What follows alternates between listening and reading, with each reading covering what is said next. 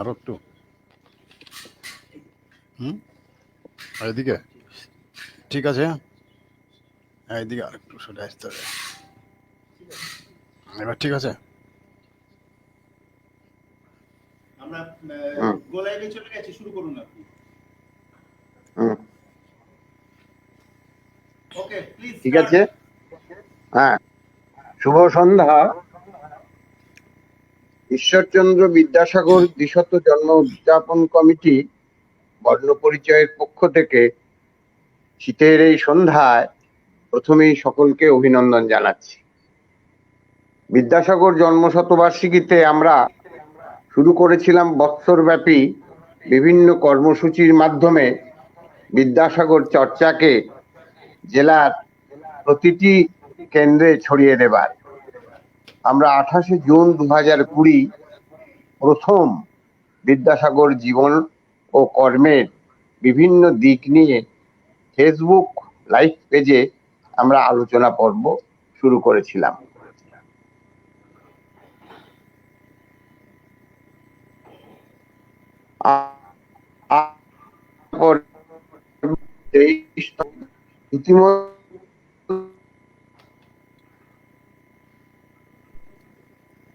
বিভিন্ন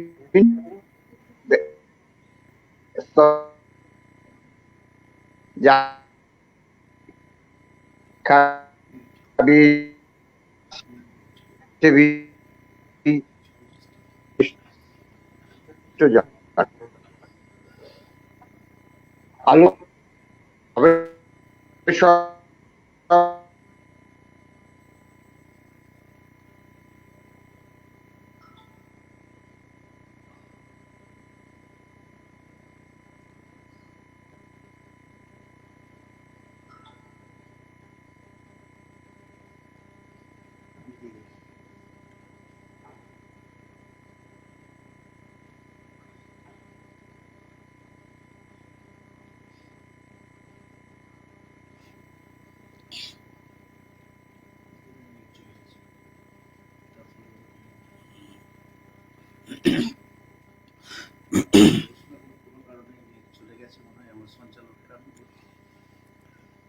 যন্ত্রের যন্ত্রণা তো অনেক, কোনো কারণে আমাদের লিঙ্কটা কেটে গেছে।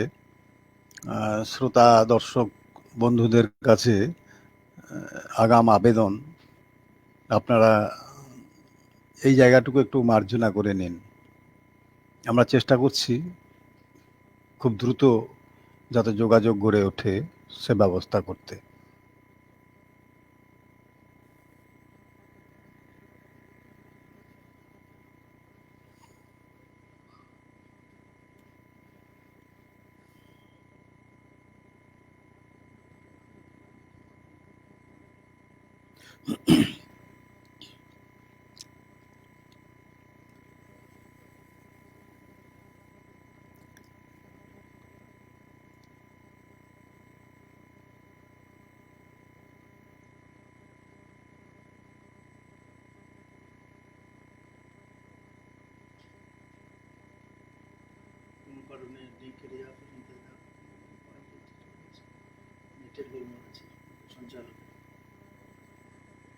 মনে হচ্ছে সঞ্চালকের নেটের কোথাও গন্ডগোল হচ্ছে, সে কারণে এই লিঙ্কটা কেটে গেছে। আমরা আসতে পারছি না পাশাপাশি, এসে যাবে খুব তাড়াতাড়ি।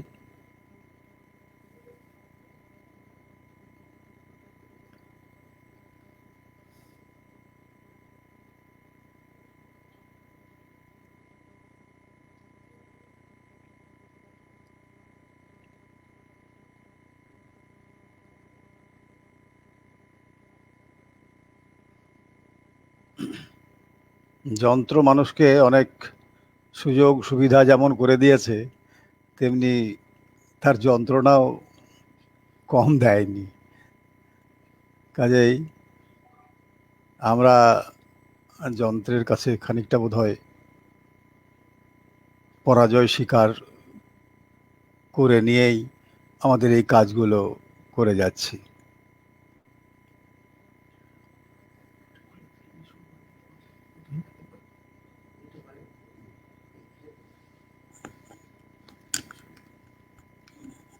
পরে সঞ্চালনার যে একটা বলবেন আমি সাধারণভাবে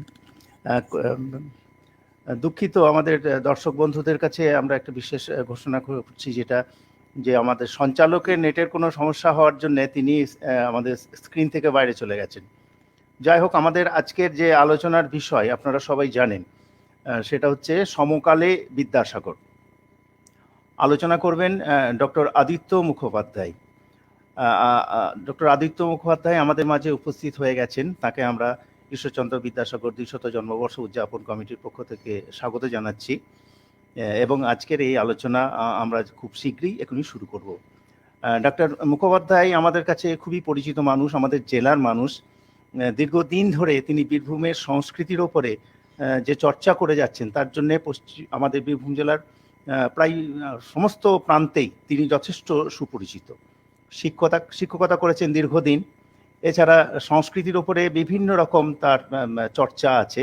ইতিমধ্যে কিছু গবেষণামূলক পুস্তক তিনি আমাদের উপহার দিয়েছেন আমাদের পাঠক মহলে, ফলে পাঠক সমাজও তার কাছে যথেষ্ট পরিচিত।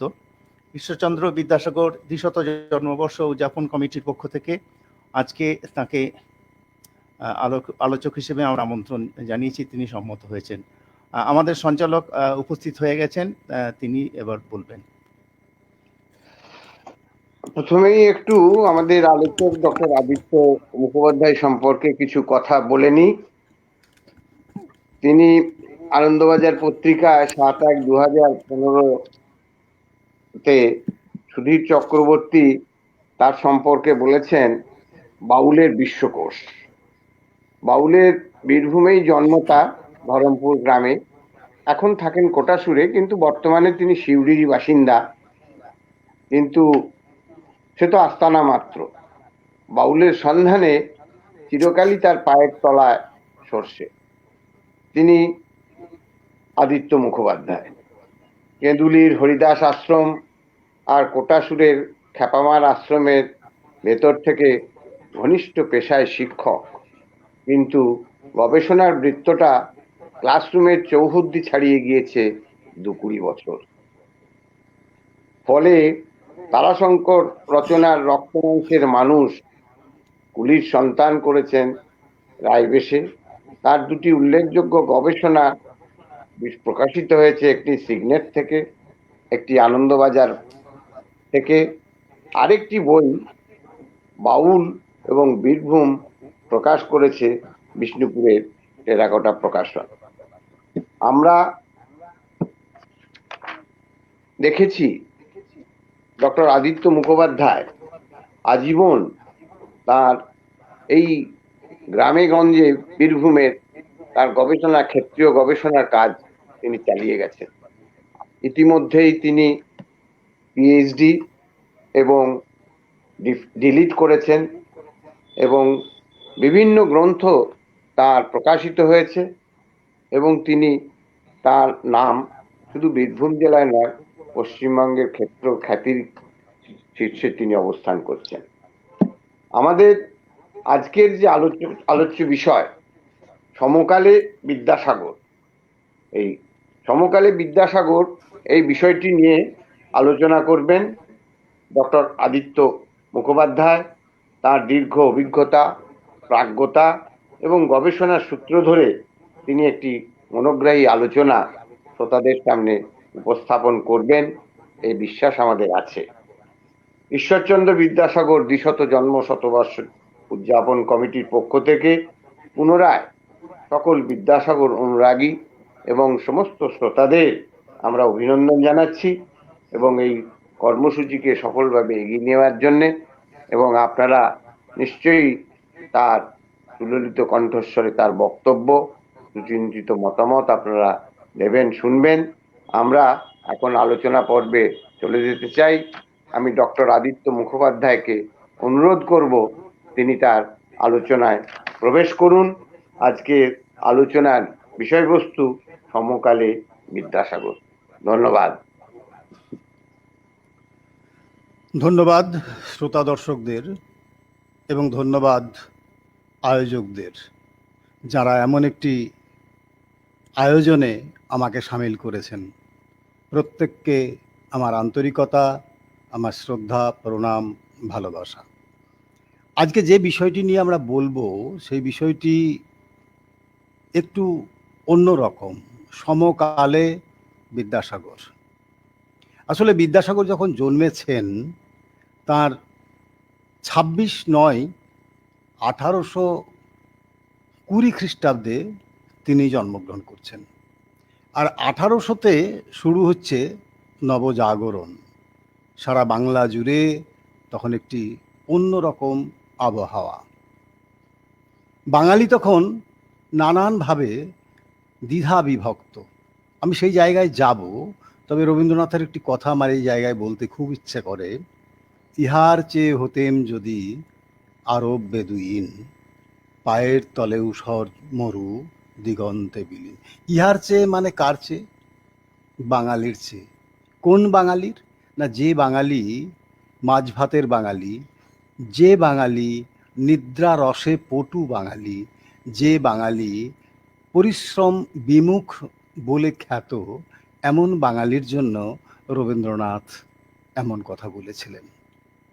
আসলে ঠিক তার আগে কি হচ্ছিল, সমাজ ব্যবস্থা কেমন ছিল? না, আমাদের সমাজে যারা কুলীন তারা একের পর এক বিয়ে করে যাচ্ছেন, মৃত্যুর আগের দিন পর্যন্ত বিয়ে করছেন।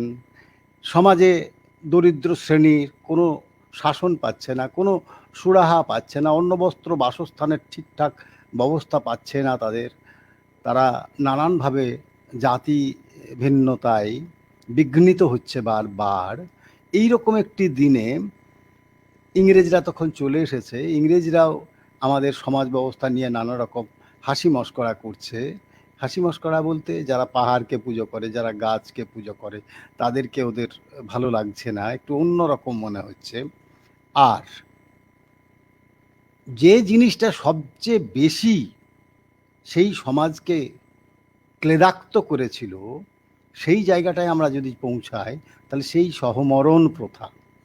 সহমরণে কারোরই যেতে ইচ্ছে নেই, অথচ সেই সমস্ত নারীদেরকে, অল্প বয়সী নারীদেরকে ওই বৃদ্ধার সঙ্গে, ওই বৃদ্ধের সঙ্গে একসঙ্গে গেঁথে দেওয়া হচ্ছে। তারা বৃদ্ধা হচ্ছে না। একটা 80-90 বছরের বুড়োর সঙ্গে 8-9 বছরের মেয়ের বিয়ে দেওয়া হচ্ছে। সেই বৃদ্ধ যখন মারা যাচ্ছে তখন এই বাচ্চা মেয়েটিকে জোর করে আগুনের শিখায় তুলে দেওয়া হচ্ছে। এই যে সহমরণ প্রথা, সহমরণে নাকি স্বর্গ লাভ হয়, এই প্রতিবাদ রামমোহন করেছিলেন। তারও শেষ অবশেষ তখনও বিদ্যমান। বিদ্যাসাগর এসে হাজির। বিদ্যাসাগর সেই সহমরণের প্রথাতে রামমোহনের পক্ষ অবলম্বন করেছিলেন। এছাড়াও কম বয়সী যে সমস্ত মেয়েদেরকে বিয়ে করা হচ্ছে, সহমরণ প্রথা যখন আস্তে আস্তে উঠে যাচ্ছে, তখন তাদের সংখ্যা বেড়ে যাচ্ছে সমাজে প্রচুর প্রচুর প্রচুর। এই অল্প বয়সী মেয়েরা তাদের শরীরের চাহিদা, তাদের মনের চাহিদা, তাদের কোনো ক্ষুধাই মিটছে না, তার আগেই তারা সমাজে আবর্জনা হিসেবে গণ্য হচ্ছে। সমাজ তাদেরকে কোনো ঠাঁই দিচ্ছে না। তারা নানান রকম কুপ্রবৃত্তির সঙ্গে যুক্ত হয়ে পড়ছে। এমনও উদাহরণ কম নেই কিন্তু সমাজে। তাছাড়াও এই সমস্ত নারীরা, তারা কোনো জায়গায় জায়গা পাচ্ছে না, নানানভাবে যৌনাচারে লিপ্ত করছে, বাধ্য করছে তাদেরকে। এইরকম অবস্থায় বিধবা বিবাহ ঈশ্বরচন্দ্র বিদ্যাসাগরের অন্যতম শ্রেষ্ঠ কীর্তি। তিনি বুঝিয়েছিলেন যে সমাজে যদি নারী প্রগতি না আসে, সমাজে যদি অশিক্ষা, কুশিক্ষা, ব্যভিচার সবসময় একটা অন্ধকার হাত বিস্তৃত করে রাখে, তাহলে এই মেয়েরা যাবে কোথায়? সেই কারণে তিনি কিন্তু সর্বাগ্রে নারী সমাজের দিকে নজর রেখেছিলেন। আমাদের যদি দেখি যে তিনি নারী শিক্ষার অগ্রদূত হিসেবে কি কি কাজ করলেন, সমাজ সংস্কারক বিদ্যাসাগর কি কি কাজ করলেন, তাহলে আমরা দেখতে পাবো যে তিনি সেই ধুতি চাদরের বাঙালি, তিনি কিন্তু শ্রেষ্ঠ বাঙালির যে খ্যাত কীর্তি অর্জন করেছিলেন, তার অন্যতম শ্রেষ্ঠ কাজ হচ্ছে নারী শিক্ষা, নারী প্রগতি এবং নারীর যথাযোগ্য স্থান সমাজে প্রতিষ্ঠা করার একটা চেষ্টা তিনি করেছিলেন। আর এই চেষ্টাতেই ইংরেজ তাকে সাহায্য সহযোগিতাও করেছিলেন পরবর্তীকালে। আসলে তিনি বুঝেছিলেন যে অশিক্ষা সবচেয়ে বেশি ক্ষতি করছে আমাদের এই সমাজের। কোন সমাজের? না, তখন ইংরেজরা চলে এসেছে, 1800 সালে নবজাগরণ শুরু হচ্ছে। বঙ্কিমচন্দ্র তিনি লক্ষ্য করেছিলেন এই সময়ে যে সমস্ত বাঙালিরা, দলদাসরা, পদলোভীরা, যারা ইংরেজের কাছাকাছি থেকে নিজেদের উন্নতি করেছিলেন খুব অল্প সময়ের মধ্যে, সেই সমস্ত বাঙালিদেরকে, যারা রঙ্গালয়ে যাচ্ছিলেন, যারা বাইজি বাড়ি যাচ্ছিলেন, যারা নিত্য মদ্যপান করছিলেন, যারা বাড়িতে মাম্মি ডাকছিলেন মাকে, ড্যাডি ডাকছিলেন বাবাকে, সেই সমস্ত বাঙালিদেরকে বঙ্কিমচন্দ্র একটি নতুন নামে অভিহিত করেছিলেন, বাবু। সেই বাবু বাঙালিদের উল্টো বৃত্তে যিনি দাঁড়িয়েছিলেন শ্রেষ্ঠ বাঙালির হিসেবে, আজকে 200 বছরের শ্রেষ্ঠ বাঙালি হিসেবে, তার নাম বিদ্যাসাগর ঈশ্বরচন্দ্র বন্দ্যোপাধ্যায়। তিনি তার সমাজ সংস্কারের মধ্যে বিধবা বিবাহকে সবচেয়ে বেশি গুরুত্ব দিয়ে দেখেছিলেন। আর একই সঙ্গে আমরা মধুসূদনের কথা নিয়ে বলতেই পারি, করুণার সিন্ধু তুমি সেই জানে মনে, দিন যে দিনের বন্ধু। আসলে বিদ্যাসাগর শুধু বিদ্যারই সাগর ছিলেন না, করুণারও সাগর ছিলেন, দয়ারও সাগর ছিলেন।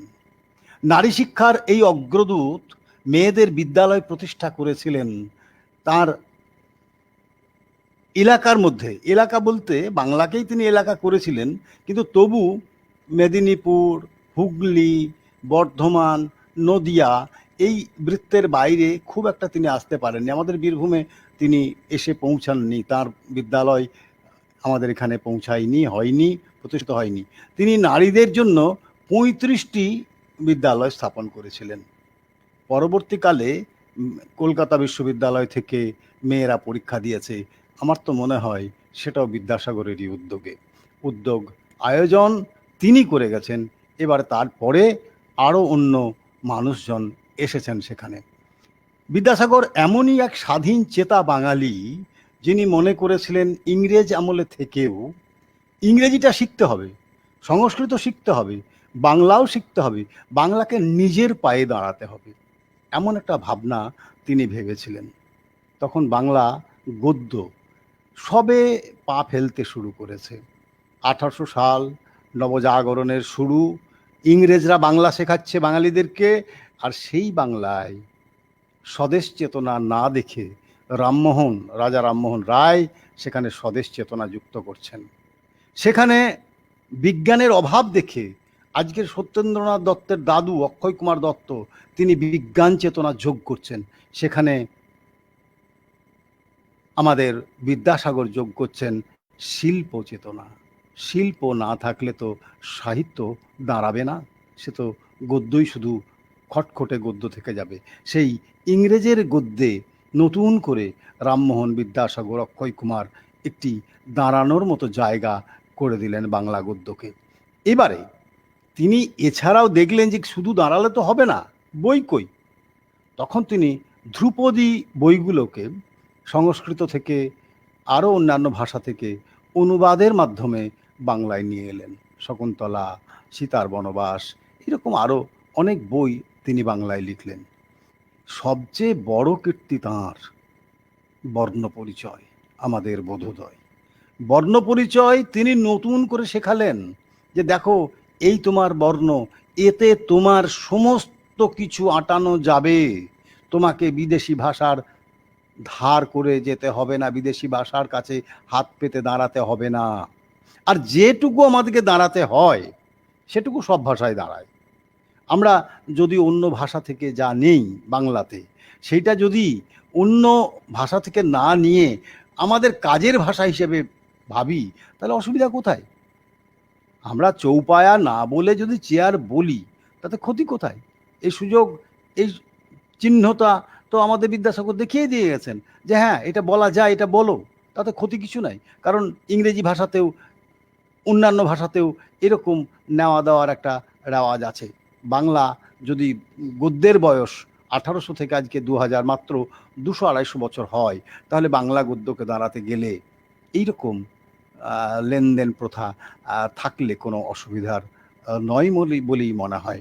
বিদ্যাসাগর সেই বাংলা গদ্য লিখেছিলেন যেখানে ভ্রান্তিবিলাস, যেখানে বিধবা বিবাহের প্রচলন ও বহুবিবাহ রোধের প্রস্তাব, বা আরও অন্যান্য যে সমস্ত বই তিনি লিখেছিলেন, বোধোদয়, এই সমস্ত বই তিনি লিখে দেখিয়েছিলেন যে দেখো এই ভাষাতেও এমন বই লেখা যায়।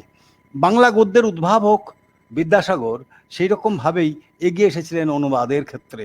অনুবাদক বিদ্যাসাগর ছাড়াও আমরা মৌলিক রচনার ক্ষেত্রে বর্ণ পরিচয়, বোধোদয় সবই দেখছি, কিন্তু এমন মানুষকেও তো দাঁড়াতে গেলে আরও আরও শক্তির প্রয়োজন। শক্তি বলতে না, তিনি দাঁড়াচ্ছেন, তিনি বাংলাকে, বাঙালিকে প্রতিষ্ঠা দিচ্ছেন, কিন্তু বাঙালি কজন তার পাশে?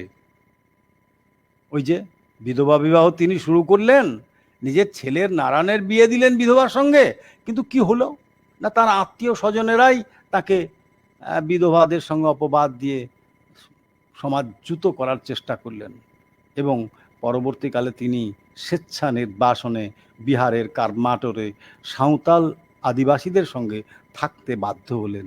এই তো আমরা বাঙালি, আমাদের বাঙালির এইরকম অনেক দুর্গতির দিন আমরা দেখেই যাচ্ছি। আরও দেখছি এই সমকালে, মানে এখনকার সময়েও এই বিদ্যাসাগরের মূর্তি ভাঙা হচ্ছে। বিদ্যাসাগরের মূর্তি ভাঙলেই কি মূর্তি ভেঙে ফেলা যায়? এই মূর্তি কি শুধু একটি পাথর? এই মূর্তি কি শুধুই ওই চুন বালি সিমেন্টের মূর্তি? না, সে মূর্তি আমাদের অন্তরের মধ্যে গাঁথা রয়েছে। এই মূর্তি কি সত্যিই ভাঙা যায়, না কখনো যাবে?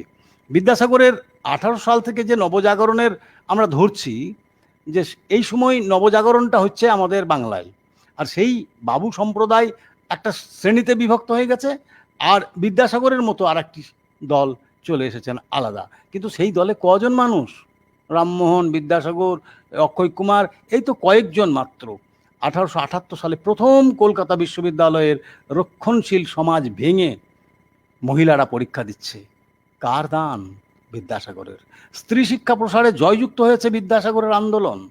এ তো আমাদের না দেখা নয়, এ তো আমরা দেখতেই পাচ্ছি। সংস্কৃত কলেজের কঠিন পরীক্ষায় যোগ্যতার সঙ্গে উত্তীর্ণ হয়ে বিদ্যাসাগর মাত্র 21 বছর বয়সে পেয়েছেন বিদ্যাসাগর উপাধি। আসলে সেই সব বড় মানুষদের কথা দুটো একটা শোনা খুব দরকার, আজও দরকার। আজ তো এই 200 বর্ষের যে জন্ম তিথি উদযাপিত হচ্ছে, তখন আমরা দেখছি বিদ্যাসাগর কত প্রাসঙ্গিক। তিনি যে সমস্ত জিনিসগুলো করে গেছেন, বলে গেছেন, দেখিয়ে গেছেন, চিনিয়ে গেছেন, সেই পথে যদি এখনকার বাঙালি, এখনকার সময়ের মানুষ, এখনকার যৌবন হাঁটাহাঁটি করে, তাহলে দেখা যাবে যে সত্যিই বাঙালি শ্রেষ্ঠ জাতি হিসেবে সারা বিশ্বে পরিগণিত হচ্ছে। কিন্তু এদিন কি আমাদের কখনো আসবে? রামেন্দ্র সুন্দর ত্রিবেদী একবার বলেছিলেন যে বড় জিনিসকে ছোট দেখাইবার যন্ত্রস্বরূপ বিদ্যাসাগর। অর্থাৎ যে যত বড় মাপেরই মানুষ হোক না কেন, তাকে যদি বিদ্যাসাগরের আলোয় ফেলে বিচার করা যায়, তাহলে দেখা যাবে তার ছোটত্বটা কত বিস্তৃত। অর্থাৎ বড়র বড়ত্ব আর দেখা যাবে না, এমন বাঙালি বিদ্যাসাগর। আবার মধুসূদনও বলেছেন যে তিনি বঙ্গজননীর হৃদয়, ঋষির প্রজ্ঞা এবং পাশ্চাত্য জাতির কঠোরতায় গড়া বিদ্যাসাগর। এই প্রজ্ঞা, এই বিজ্ঞান, এই ইংরেজি শিক্ষা এবং পাশ্চাত্য জাতির অর্থাৎ ইংরেজের কঠোরতা দিয়ে বিদ্যাসাগরের চরিত্র গঠিত হয়েছে। বিদ্যাসাগর কাউকে ভয় পাননি কখনো। তিনি ইংরেজরা যেতে দেবে না, তার মায়ের ডাক, ভগবতী দেবী ডেকেছেন, বাড়ি যেতে হবে, ইংরেজরা ছুটি দেয়নি, উনি মানেননি সেসব। ছুটির তোয়াক্কা না করে ভরা দামোদর পেরিয়ে এসেছেন। আমি জানি না এটা কতটা সত্য, ভরা দামোদর নাই হোক, তিনি এসেছেন, এটাই যথেষ্ট। তিনি এসেছেন, আরও সেই কোট জুতোর গল্পও আমাদের অজানা নয়। বিদ্যাসাগরের জীবনী আপনারা সবাই পড়েছেন, জানেন। আমি সেদিকে যাচ্ছি না, সাল তারিখের বিচারেও আমি যাচ্ছি না। আমি শুধু দেখাতে চাইছি যে বাঙালি কত ভুলে থাকা জাতি। বাঙালি তার অতীতকে কেন মনে রাখে না? বাঙালির বিদ্যাসাগর আছে, বাঙালির রামমোহন আছে, বাঙালির অক্ষয় কুমার আছে, বাঙালির বিবেকানন্দ আছে, অথচ বাঙালি কেন এত ভীরু, কাপুরুষের মতো জীবন কাটাতে বাধ্য হয়? কেন কেন কেন? এই উত্তর যদি খুঁজতে হয় তাহলে আমরা সেইখানে যেতে পারি, রামকৃষ্ণ দেবের কাছে, যিনি বলেছিলেন তোদের চৈতন্য হোক। আর কি বলেছিলেন তিনি বিদ্যাসাগর সম্পর্কে? তিনি একবার নিজেই কলকাতার বাড়িতে চলে গেছিলেন বিদ্যাসাগরের কাছে দেখা করতে। সাগর এসেছি গো। কি বলেছিলেন? যে তুমি বিদ্যা দান করেছো, অন্ন দান করেছো, তোমার দয়া নিষ্কাম, তোমার দয়ার মধ্যে কোনো পাওয়ার কিছু নেই, তাই তুমি সিদ্ধ পুরুষ। বিবেকানন্দ বলেছিলেন রামকৃষ্ণের পর আমি বিদ্যাসাগরকেই অনুসরণ করি।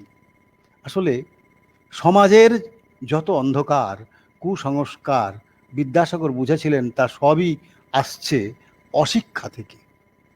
স্ত্রী জাতির শিক্ষা না নিলে, স্ত্রী জাতি যদি শিক্ষা না নেয়, তাহলে অর্ধেক আকাশটাই আমাদের অন্ধকার থেকে যাবে। এটা তিনি বলেছেন কখন না 18 সালের পর, আজ থেকে অন্তত 150 বছর আগে। তাহলে সেই 150 বছর আমরা এগিয়ে এসেছি আজকে। সমকাল বলতে এখন এই সময়ে এসে আমরা কি দেখছি? যে নারীরা কিন্তু জায়গা করে নিয়েছেন। আজকে কিন্তু কোনো মহিলা আর পিছিয়ে নেই। মহিলারা সব সময় কাঁধে কাঁধ লাগিয়ে পুরুষের সঙ্গে এই সমাজকে নতুন করে গড়ার নেশায় মত্ত হয়েছেন, গড়ে তুলছেন। সর্বত্র মহিলাদের জয় জয়কার। আর এই জয়ের পিছনে যিনি আছেন তিনি বিদ্যাসাগর। এতে কোনো বাধা নেই, এ কথা বলতে কোনো বাধা নেই। বাংলা সাহিত্যে যদি আমরা কোথাও দেখি যে বিদ্যাসাগর নারীদের কথা বলছেন, কেন বলবেন না? তখনকার নারীরা কত অত্যাচারিত, কতভাবে নারীদেরকে বঞ্চনার শিকার হতে হয়েছে। নারীরা সমাজে কোনো জায়গাই পায়নি। অর্ধেক আকাশটাই ছিল আমাদের অন্ধকার। আজকে সেই জায়গা থেকে কিন্তু আমরা অনেকটাই এগিয়ে এসেছি, সরে এসেছি, যেখানে মেয়েরা জায়গা পাচ্ছে, মাথা তুলে দাঁড়াচ্ছে, পুরুষের কাঁধে কাঁধ মিলিয়ে এই সমাজকে নতুন করে গড়ে তোলার ক্ষেত্রে সহায়ক হচ্ছে। ঈশ্বরচন্দ্র বিদ্যাসাগর তথাপি ডিগ্রির শিক্ষাকে, শুধু কাগজে ডিগ্রির শিক্ষাকে শিক্ষা বলে মনে করতেন না। তিনি প্রকৃত শিক্ষা বলে মনে করতেন যে শিক্ষা মানুষকে শ্রদ্ধাশীল করে, যে শিক্ষা উদ্যোগী, শ্রমমুখী, কর্মঠ করে তোলে, উদার ও মানবিক করে তোলে মানুষকে, দরিদ্র, বঞ্চিত, শোষিত প্রভৃতি দুর্বলদের পাশে দাঁড়াতে শেখায় যে শিক্ষা, ত্যাগ ও শান্তির বাণী বহন করে, যে প্রগতির কথা বলে যে শিক্ষা, তেমন মানবিকতার শিক্ষাকেই তিনি আসল শিক্ষা বা প্রকৃত শিক্ষা বলে মনে করতেন। এই শিক্ষা যদি আমাদের থাকে তাহলে কিন্তু আমরা দেখব যে বিদ্যাসাগরের কথা আজও কতখানি জরুরি। কাজেই আমরা সেই জায়গাতে ফিরে আসছি যে বিদ্যাসাগর অশিক্ষার বিরুদ্ধে, কুশিক্ষার বিরুদ্ধে কথা বলেছিলেন। কি বলেছিলেন? না প্রকৃত শিক্ষা হোক। সে প্রকৃত শিক্ষা কি আজকে হচ্ছে? আমাদের অনেক প্রশ্ন থেকে যায়। আমি জানি এই কথাগুলো এ সময় হয়তো সবাই মেনে নেবেন না, আমাকেও হয়তো বিরূপ সমালোচনার মধ্যে পড়তে হবে। আপনি আপনার সন্তানটিকে মনের মতো করে মানুষ করতে চাইছেন। আচ্ছা, এই মনের মতন করে মানুষ করতে চাওয়াটা কি? 98%, 100% নম্বর পেয়ে আপনার ছেলে বা আপনার মেয়ে পাশ করছে, এটাই? যদি এটা হয় আমার কিছু বলার নেই। কিন্তু আপনি যদি এটা না চান, আপনি যদি চান যে আপনার ছেলে বা আপনার মেয়ে সত্যিকারের মানুষ হয়ে উঠুক, তাহলে কিন্তু ফিরে যেতে হবে ওই ঈশ্বরচন্দ্র বিদ্যাসাগরের প্রকৃত শিক্ষার কাছে, যে প্রকৃত শিক্ষা মানুষকে মানুষ করে গড়ে তোলে। মানুষ একটি রক্ত মাংসের পিণ্ড ছাড়া তো আর কিছু হয়ে জন্মায় না। পরবর্তীকালে নানান উত্থান পতনের মধ্য দিয়ে, নানান শিক্ষা সংগ্রহের মধ্য দিয়ে সে কিন্তু এগিয়ে আসে। কোথায় এগিয়ে আসে? না, মানুষ হয়ে ওঠে। যে কোনো জীবজন্তুর সন্তান সে তাই হয়ে জন্মায়। বাঘের ছেলে বাঘ হয়, ছাগলের ছেলে ছাগল হয়, কিন্তু মানুষের ছেলে মানুষ হয় না। আমরা সেটা জানি। আমাদের মা বাবা তাই বলতেন যে ছেলেটা মেয়েটা কি করে যে মানুষ করব, ছোটবেলাতেই বলছেন কি করে যে মানুষ করব, কি করে যে মানুষ হবে একবার। মানুষ হয়ে ওঠা মানেই শুধু ডিগ্রির কাগজ সঞ্চয় করা নয়, কোনো মতে একটি চাকরি পেয়ে যাওয়া নয়। মানুষ হওয়া মানে মানুষকে ভালোবাসা, মাটিকে ভালোবাসা, মানুষের পাশে দাঁড়ানো, বিপদের দিনে যে সমস্ত মানুষ অসহায় আছেন তাদের পাশে দাঁড়ানো। অর্থাৎ মানবতা ও মনুষ্যত্বের কাছে যদি না যেতে পারি, তাহলে আমরা সত্যি সত্যি কি শিক্ষা অর্জন করেছি? প্রকৃত শিক্ষায় শিক্ষিত হয়ে উঠতে পেরেছি? পারিনি। এই না পারার যন্ত্রণা আজকে কিন্তু বাড়িতে বাড়িতে দেখবেন। আপনার ছেলে, আপনার মেয়ে, আবার সেই কথা বলতে আমি বাধ্য হচ্ছি, আপনাকে খুব গ্রাহ্যই করছে না। খুব শব্দটা না দিলেই ভালো হতো। গ্রাহ্যই করছে না, মনেই করছে না যে আপনি আছেন। অথচ সে কিন্তু 98, 99 কি 100% নম্বর পেয়েই তার মাধ্যমিক, উচ্চ মাধ্যমিক পাশ করেছে। এই যে জায়গাটা, এই জায়গাটায় জন্যই আমার মনে হয় বিদ্যাসাগরকে নতুন করে ভাবা দরকার, যে প্রকৃত শিক্ষা না হলে একটি মানুষ মানুষ হয়ে ওঠে না। সেই প্রকৃত শিক্ষার সংস্কার তিনি করেছিলেন। আজকে বিধবা বিবাহ আমাদের সমাজে চালু হয়ে গেছে। আমরা সেই সমাজ সংস্কারক বিদ্যাসাগরের থেকেও আজকে শিক্ষা প্রসারে যে বিদ্যাসাগরকে দেখেছিলাম, সেই বিদ্যাসাগর খুব জরুরি হয়ে পড়েছেন। তাকে আমাদের দরকার। তিনি যদি আমাদের পাশে থাকেন, তাহলে আমাদের মনে হয় যে আমরা ঠিক পথটি চিনে নিতে পারবো। সত্যি সত্যি ডিগ্রির কাগজ নয়, প্রকৃত শিক্ষায় শিক্ষিত হয়ে উঠতে পারবো। আর এই প্রকৃত শিক্ষায় শিক্ষিত হয়ে উঠতে পারলেই আলাদা একটি সমাজ, আলাদা একটি মাত্রা, আলাদা একটি গৃহকোণ, আলাদা একটি ভালোবাসার জগৎ আমরা নির্মাণে নিশ্চয়ই সহায়তা করব। তাকেই তিনি বিদ্যাসাগর। তিনি আমাদের মধ্যে আছেন, তিনি আমাদের মধ্যে থাকবেন। তাকে মূর্তি ভেঙে বা তার ছবি নষ্ট করে তাকে শেষ করে দেওয়া যাবে না।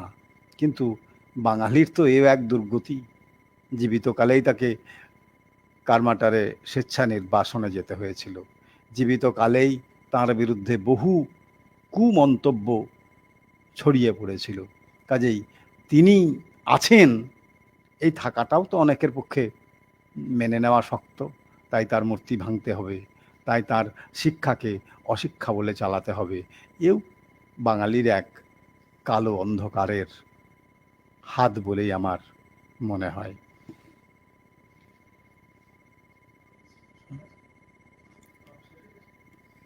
ঠিক আছে, চালান, সময় আছে। হ্যাঁ, আমি সেটাই দেখছিলাম একবার, যে আপনি একটাও কথা বলছেন না, মাঝে বলে যায়। সুন্দর সুন্দর মানে হুম, অনেকটা হ্যাঁ, যে সমকালে বিদ্যাসাগর যে জায়গাটায় আমরা ধরতে চাইছি, আমি আসলে সেই জায়গাটাকে বারবার বলতে চাইছি, যে তিনি বিদ্যাসাগরকে আমরা সাধারণতভাবে সমাজ সংস্কারক বিদ্যাসাগর, শিক্ষা বিস্তারের বিদ্যাসাগর, লেখক বিদ্যাসাগর, বাংলা গদ্যের পুনরুত্থানে বিদ্যাসাগর, এবং এতে আমাদের বিদ্যালয় প্রতিষ্ঠার ক্ষেত্রে বিদ্যাসাগর, এই সমস্ত ক্ষেত্রগুলোতে যদি দেখি, তো সবচেয়ে বেশি তিনি যেই জায়গাটাকে আমাদের আজকে জরুরি হয়ে পড়েছেন, সেটা হচ্ছে প্রকৃত শিক্ষায় ঈশ্বরচন্দ্র যে শিক্ষা বিস্তারের চেষ্টা করেছিলেন সেই জায়গাটাকে ধরা দরকার, যে প্রকৃত শিক্ষা বলতে কি, ঠিক কি প্রকৃত শিক্ষাটা কি, শুধুই কি ডিগ্রির কাগজ? আমার ভেবে দেখার জন্য আমি বলবো সবাইকে। আর কেউ ফোন করেছেন বোধহয়, একটু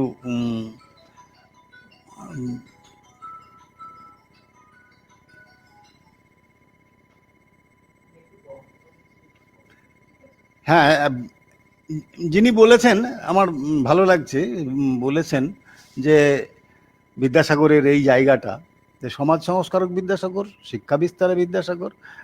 আর একটা কথা আমার বলা দরকার ছিল, বলি যে যদি সঠিকভাবে ভালো মা না হয় তাহলে ভালো সন্তান পাওয়া যাবে না। এটাও কিন্তু একটা জানা দরকার, যে বিদ্যাসাগরের মা ভগবতী দেবী, ভগবতী দেবী না হয়ে যদি একটা অন্য কোনো মা হতো তাহলে এমন বিদ্যাসাগর হতো না, যে আমার বিশ্বাস। কারণ যে মা বলতে পারেন যে গয়নার পরিবর্তে আমার একটা হাসপাতাল, একটা স্কুল দরকার, সেই রকম মা যদি আমাদের পেতে হয় তাহলে কিন্তু অশিক্ষা কুশিক্ষা এইটাকে বর্জন করতেই হবে। আজও খুব দায়িত্ব নিয়েই বলতে পারি, যে ঘরে মা এমন, সে ঘরের সন্তানের কাছে আপনি শ্রদ্ধা পাবেন, সে ঘরের সন্তান আপনাকে ভালোবাসবে, সে ঘরের সন্তান দরিদ্রের পাশে দাঁড়াবে, সে ঘরের সন্তান দুস্থের পাশে দাঁড়িয়ে বলবে যে হ্যাঁ, আমি কিন্তু সঠিক শিক্ষায় শিক্ষিত, আমি শুধু ডিগ্রির কাগজ অর্জন করিনি, আমি কিন্তু দেখো সত্যি সত্যি মানুষ হয়ে উঠতে পেরেছি। এই মানুষ হয়ে ওঠার ক্ষেত্রে আজকে বিদ্যাসাগরকে খুব খুব খুব দরকার, খুব দরকার। এই 200 বছরের মধ্যে বিদ্যাসাগরের মতো কোনো বাঙালি জন্মাননি যিনি বলতে পারেন যে এই দেখো আমি বাঙালি। আর বাঙালিদের তো সেই সুযোগ আছে যে তুমি তৈরি হও, তৈরি হওয়ার দিকে তুমি সামনের দিকে তাকাও, তোমার সামনে বিদ্যাসাগর, তোমার সামনে রামমোহন, কাজে তোমার অসুবিধাটা কোথায়? তোমার সামনে বিবেকানন্দ, তোমার সামনে রবীন্দ্রনাথ, এমন এমন বাঙালি তোমার সামনে আছে, কাজে তোমার কোনো অসুবিধা হবে না, তুমি এগিয়ে চলো তোমার মতো। তোমার মতো মানে প্রকৃত শিক্ষায় শিক্ষিত, সঠিক, সার্থক, সুন্দর, আলোকিত বাঙালির মতো। আমরা আরও যদি পিছনে যাই তাহলে আমরা দেখব যে এই নিত্যানন্দ আমাদের বীরভূমের সন্তান। 550 বছর আগে তিনি বীরচন্দ্রপুরে জন্মেছিলেন। তিনিও বলেছিলেন যে আগে অন্ন বস্ত্র বাসস্থানের ব্যবস্থা হোক, তারপর ঈশ্বরকে ডাকবো। এই যে ঈশ্বর কোথায় বিরাজ করছেন? ঈশ্বর তো সর্বত্র, মানুষের মধ্যে, আপনার মধ্যে, আমার মধ্যে। কাজে সেই ঈশ্বরের সাধনা যদি করতে হয় তাহলে মানবতা ও মনুষ্যত্বের বিসর্জন দিয়ে নয়, কাগজের ডিগ্রিতে শুধু বিখ্যাত হয়ে নয়, মানুষের পাশে থেকে, মানুষের সমব্যথী হয়ে সেই শিক্ষা অর্জন করতে হয়। এই বলা ঈশ্বরচন্দ্রের বলা। ঈশ্বরচন্দ্র 1820 খ্রিস্টাব্দে জন্মালেন, মারা গেলেন 1891 খ্রিস্টাব্দে। এই যে সময়কাল, 70-71 বছর বয়স, এই 70-71-এ তিনি কি না করলেন, অবাক হয়ে যেতে হয়। যে ঈশ্বরচন্দ্র বন্দ্যোপাধ্যায় তৎকালীন হুগলির, এখন মেদিনীপুরে, বীরসিংহ গ্রাম থেকে আসছেন শহর কলকাতায়, সেখানে আস্তে আস্তে পথবাতির আলোতে পড়ছেন, মাইলস্টোন দেখে চন্দ্র শিখছেন। আমরা পারি না? ঝর্ণার জল, নদীর কলতান, পাখির কুজন গুঞ্জন, ফুলের ফুটে ওঠা, এই সমস্ত দেখে আমাদের মনকেও ওই রকম করে তৈরি করতে। যেমন অঙ্ক শিখবে, যেমন সাহিত্য শিখবে, যেমন মানুষের পাশে দাঁড়াতে এগিয়ে দেবে। আসলে আমাদের ভেতরে তো দুটো মানুষ থাকে, একটা বাইরে, একটা ভেতরে।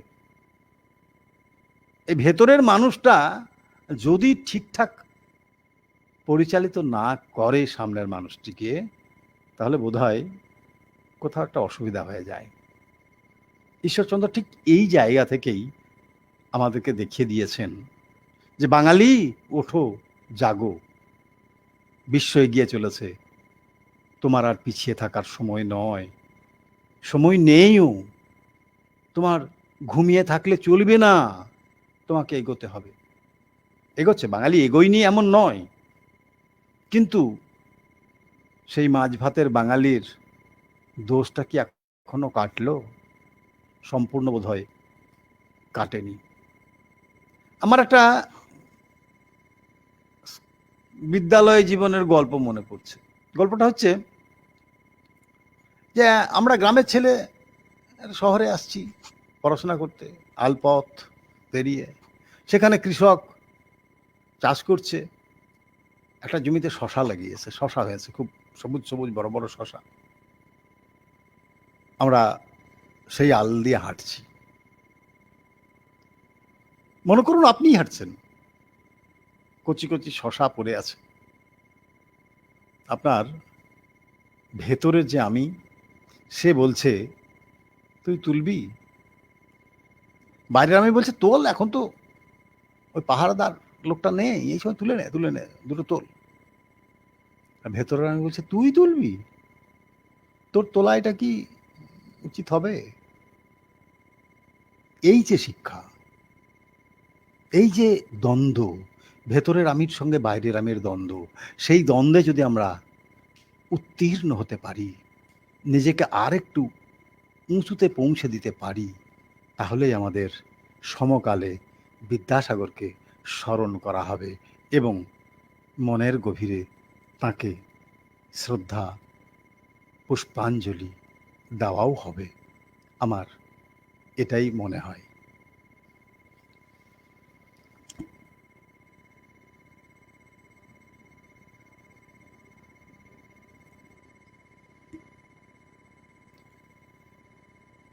মায়া সাধু দত্ত, গৌতম মণ্ডল, অমিত কুমার চক্রবর্তী, স্বর্ণ পাল, শুভ্রা দত্ত, মায়া, সন্তোষ কর্মকার, দিলীপ বাবু সবাই আছেন। আমরা আপনাদের এর মধ্যে কোনো প্রশ্ন পাইনি, প্রশ্ন পেলে উত্তর দেওয়ার চেষ্টা করতাম। সবাই ভালো বলছেন, শুনতে পাচ্ছেন, এটাই বলছি। আপনার কি এমনি বক্তব্য শেষ হয়ে গেছে তো মোটামুটি? হ্যাঁ, আমার প্রায় শেষ। বলুন, আপনি যদি কিছু বলার থাকে। এখনো 10 মিনিট আছে। হ্যাঁ আছে, বলুন, আপনি বলুন, বলুন কিছু প্রশ্ন করুন।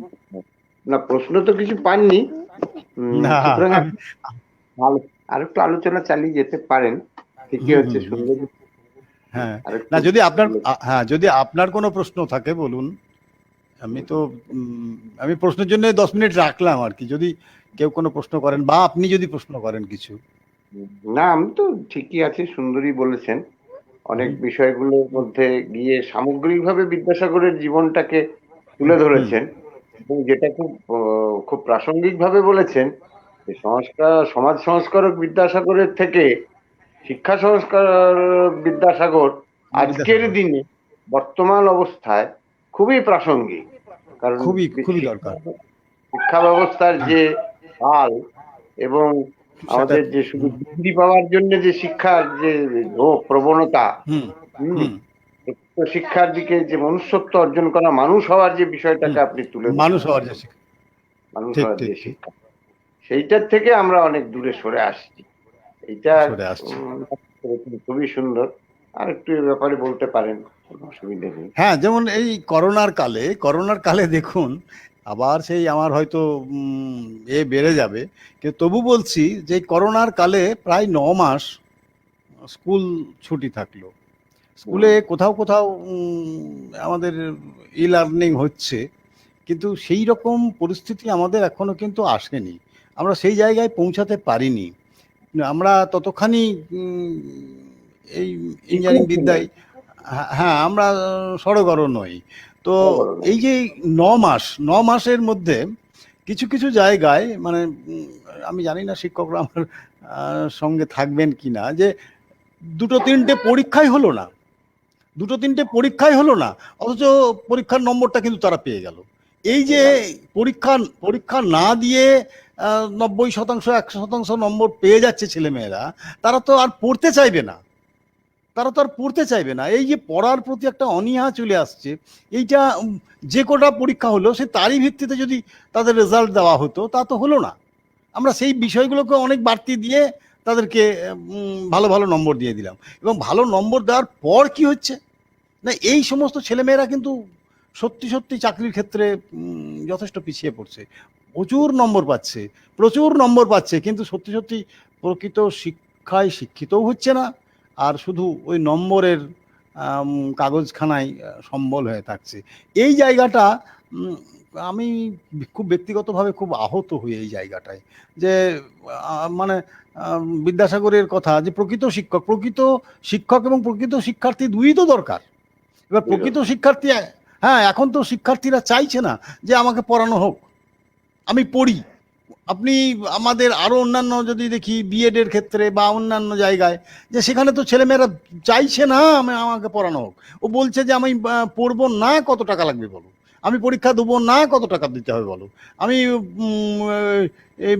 এই প্র্যাকটিক্যাল পরীক্ষা দেবো না, আমাকে কত টাকা লাগবে বলো। এই যে জায়গাটা, এই জায়গাটাতে কার ক্ষতি হচ্ছে, নৈতিক মান কার কমছে, খুবই সহজ ব্যাপার, যেটা কিন্তু ব্যক্তির মান, মানে আত্মসম্মান খুব কমে যাচ্ছে। একদিন নিজের বিবেক বলবে যে আমি কি এইটা পাওয়ার যোগ্য ছিলাম, আমি কি পরীক্ষা না দিয়ে এত নম্বর পেতাম, আমি কি এইটার যোগ্য, এত নম্বর পেয়েছি, এত হচ্ছে আমার, আমি এইটা কি যোগ্য। তাহলে নিজের বিবেক যখন দংশন করবে কাউকে, তখন মনে পড়বে বিদ্যাসাগরকে, তখন মনে পড়বে যে বিদ্যাসাগর যে কথা বলেছিলেন যে প্রকৃত শিক্ষা হয়নি বাঙালির। এবার সব বাঙালির তো বলা যাবে না, অবশ্যই না, কিন্তু এই করোনার কালে আমরা দেখছি যে শিক্ষাটা কি বলবো, সর্বশান্ত হয়ে গেল, শেষ হয়ে গেল প্রায়। খুব খুব বলতে খুব কষ্ট হচ্ছে যে করোনার কালে ছেলেমেয়েরা পড়াটাই ভুলে গেল, পড়াটাই পড়তেই চায় না। এখন মোবাইল ছাড়া ছেলে মেয়েদের আর কোনো কাজ নেই। মোবাইলে একজন মাস্টারমশাই মোবাইলেই পড়াচ্ছেন হয়তো, কিন্তু ছেলে কি দেখছে মোবাইলে সেই পড়াটা, সেই পাঠটা কি সে নিচ্ছে? কারণ তার হাতেই তো, হাতের আঙুল অন্য কথা বলে। কি বলবো বলুন, এই জায়গাটা আমার আমার খুব দুঃখের জায়গা, আমার খুব কষ্টের জায়গা, যে সত্যি সত্যি আমরা কি সেই জায়গায় আছি যেখানে একটা যে একটা প্রজন্ম বোধহয় পিছিয়ে যাচ্ছে। হ্যাঁ, অবশ্যই পিছিয়ে যাচ্ছে। কারণ সেই তারাই বলবে দুদিন পরে যে আমি শিখিনি, আমি এটা শিখিনি গো, আমাকে এটা ধরো না। সে যখন তার ছেলে, আমি বাইরে বাদ দেন, তার সন্তান যেদিন জিজ্ঞেস করবে আকাশে, যে ছাদে উঠে বাবার সঙ্গে হাত ধরে, বাবা আকাশে এত তারা কেন, বাবা বলবে জানিস তো ওই জায়গাটুকু আমি পড়িনি রে, ওটা না পড়ে পরীক্ষা দিয়েছিলাম। কাজেই বাবা মায়ের কিন্তু এই দৃশ্য বাবা মাকে দেখে যেতে হবে আগামী প্রজন্মের। আমরা তো শেষের দিকে, কাজে যারা আসবেন, যারা এই করোনার কালে এভাবে পাস করলেন, যে অথচ করলেন না, মানে আমাদের একটা কথা বলি নিতাই বাবু আপনাকে, যে আমাদের যখন 1982 সালে আমরা MA পাস করলাম বর্ধমান বিশ্ববিদ্যালয় থেকে, তো জীবেন্দ্র সিংহ রায় বলে আমাদের বাংলার অধ্যাপক ছিলেন, তো তাকে প্রণাম করেছি আমরা, যে তো বলছে এমনি মুখের দিকে তাকিয়ে বলছে কিরে পাস করলি, বলে হ্যাঁ স্যার, হ্যাঁ স্যার করছি, মানে স্পষ্ট করে কথা বলতে পারছি না। তো বলছে তাহলে এবার পড়াটা শুরু কর। কি মারাত্মক কথা চিন্তা করুন। তেমনি আমার তো বলতে সবসময় ইচ্ছা করে যে এই করোনার কালে তোমার পড়া হলো না, তার মানে তুমি নম্বর পেয়েছো, ডিগ্রির কাগজ পেয়েছো, সব ঠিক আছে, তুমি পড়াশোনাটা শুরু করো, তুমি পড়াশোনাটা শুরু করো, তুমি নতুন করে তোমাকে জাগাও, তুমি তোমার ভেতর থেকে তোমার একটা বসরাই গোলাপকে তুলে আনো।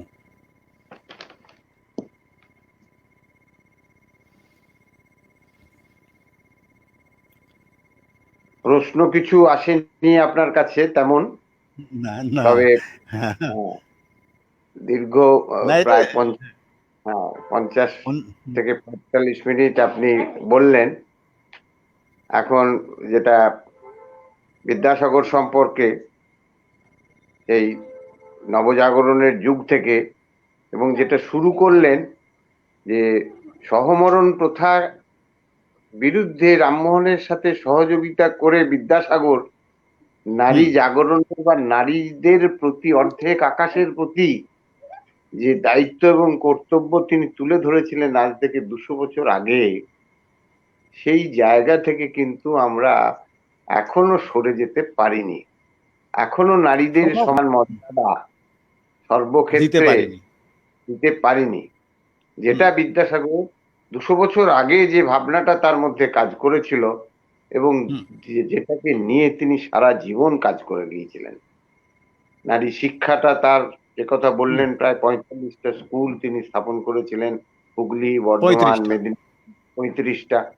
বীরভূমে হয়তো তিনি আসেননি, ঠিকই করেননি, কিন্তু নারীদের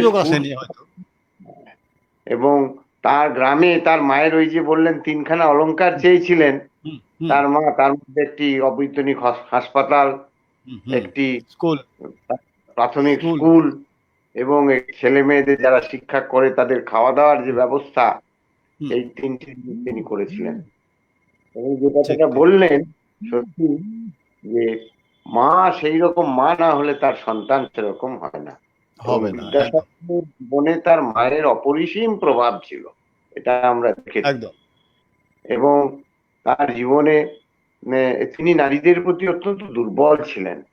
নারীদের প্রতি অত্যন্ত দুর্বল বলতে নারীদের প্রতি অত্যন্ত শ্রদ্ধাশীল ছিলেন। এবং তার জীবনে নারীদের প্রভাব, বিশেষ করে প্রভাবতী দেবীর প্রভাব মানে ভীষণভাবে উল্লেখযোগ্য। রায়মণির প্রভাব আমরা তার জীবনে দেখেছি, আমরা প্রভাবতীর প্রভাব তার জীবনে দেখেছি। এবং তিনি নারীদের যে কত শ্রদ্ধা করতেন, আর নারীদের বিধবা বিবাহ বলুন, বাল্য বিবাহ বলুন, বহু বিবাহ রোধের কথা বলুন, নারীদের শিক্ষার ক্ষেত্রে বলুন, আর এই সমস্ত যে কাজগুলি আসলে আমরা যে জায়গাটায় আছি, সেই জায়গাটায় যে নারী জাগরণ ঘটে গেছে এমন নয়, কিন্তু বিদ্যাসাগর থেকে এগিয়ে এসেছি। বিদ্যাসাগর যে জায়গায় ছিলেন, যে নারীকে দেখেছিলেন, আজকের সেই নারী কিন্তু স্বয়ংসম্পূর্ণ না হলেও তার কিন্তু 80% উন্নতি নারী করেছে। আর এ তো করুণার জিনিস নয়। অধিকার কেউ এমনি করে হাতে তুলে আপনাকে দেবে, নাও তোমার অধিকার, নারীর অধিকার, নারী নাও, তেমন তো নয়। নারীকে অধিকার অর্জন করে নিতে হবে, আর সেই অধিকার নারীরা আজকে অর্জন করে নিতে পারছে অনেক ক্ষেত্রে। আলোচনা যেটি হলো, আমরা নতুন আঙ্গিকে বিদ্যাসাগরকে পেলাম, সমকালে বিদ্যাসাগর। বর্তমান পরিস্থিতিতে তার যে প্রাসঙ্গিকতা, এগুলিকে আমাদের চর্চার মধ্যে আনতে হবে। আমরা সেইভাবেই এগিয়ে যাব। আপনাকে আমরা বিদ্যাসাগর 200 জন্ম শতবর্ষ উদযাপন কমিটির পক্ষ থেকে অনেক ধন্যবাদ জানাই। এবং আগামী দিনেও আমাদের এই চর্চায় অংশীদার হিসেবে আপনাকে পাবো, এটাও আমরা আশা করছি। এছাড়া যে সমস্ত দর্শকবৃন্দ, যারা শ্রোতা আমাদের সাথে সহযোগিতা করছেন, এবং এই যে প্রত্যেক মাসের যে প্রত্যেক রবিবার আমরা 8টা থেকে 9টা যে এই আলোচনা পর্ব আমরা যেটা অনুষ্ঠিত করছি, তাতে আগামী দিনেও আপনাদের সহযোগিতা আমাদের থাকবে, এটা আমরা আশা করছি। এবং আজকে আমাদের আলোচনা পর্ব শেষ করার পূর্বে আমি পুনরায় আমাদের এই যে আলোচনা পর্ব পরিচালনা করার ক্ষেত্রে আমাদের বিদ্যাসাগর 200 জন্মবার্ষিকী উদযাপন কমিটির অন্যতম যুগ্ম আহ্বায়ক শ্রী বিকাশ রায় আমাদের এই ব্যাপারে যথেষ্ট সহযোগিতা করেছেন। এবং তার জন্য আমি, যদিও তাকে এটা আমাদের দায়িত্বের মধ্যেই পড়ে, কিন্তু সেজন্য তাকে আমি ধন্যবাদ জানাচ্ছি। বাবু, আমার সময় আছে এখনো 2-3 মিনিট। তো একটা প্রশ্ন এসছে, শ্রীকুমার চ্যাটার্জি একটি প্রশ্ন করেছেন। প্রশ্নটা একটু উত্তরটা ওইখানেই উনিই দিয়ে রেখেছেন। শিক্ষায় বঞ্চিত রাখলে অযোগ্য রাজনৈতিক নেতাদের শোষণের সুবিধা হয়। এটা আসলে শুধু রাজনৈতিক নেতাদের নয়, যত অশিক্ষায় মানুষ ডুবে থাকবে, যত অন্ধকারে থাকবে, যে কয়েকজন আলোকিত থাকবে তাদের মুখটা আরো বেশি আলোকিত হবে। এটাই নিয়ম। এটা তো রাজনৈতিক নেতারা চাইবেনই যে আমি যদি আলোকিত হতে চাই তাহলে আমার সামনে যদি এরা শিক্ষিত হয়ে যায় তাহলে তো আমি অসুবিধায় পড়ে যাব। কাজেই এটা শুধু রাজনৈতিক নেতারা চাইবেন এমন নয়, যারা সমাজের দণ্ডমুণ্ডের কর্তা তারাও এই জিনিসই চেয়ে এসেছেন গোটা ইতিহাস জুড়ে। সুকুমার বাবু, আপনার কথাটার উত্তরটা দিলাম।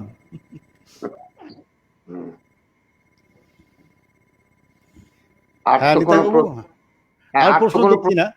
না, প্রশ্ন নাই। কাজেই কাজে আপনাদেরকে সবাইকে আমার ধন্যবাদ, শ্রদ্ধা।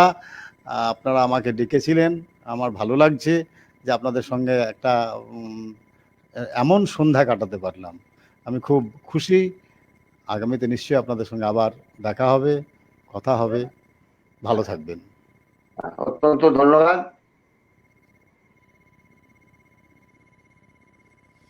সবাইকে নমস্কার।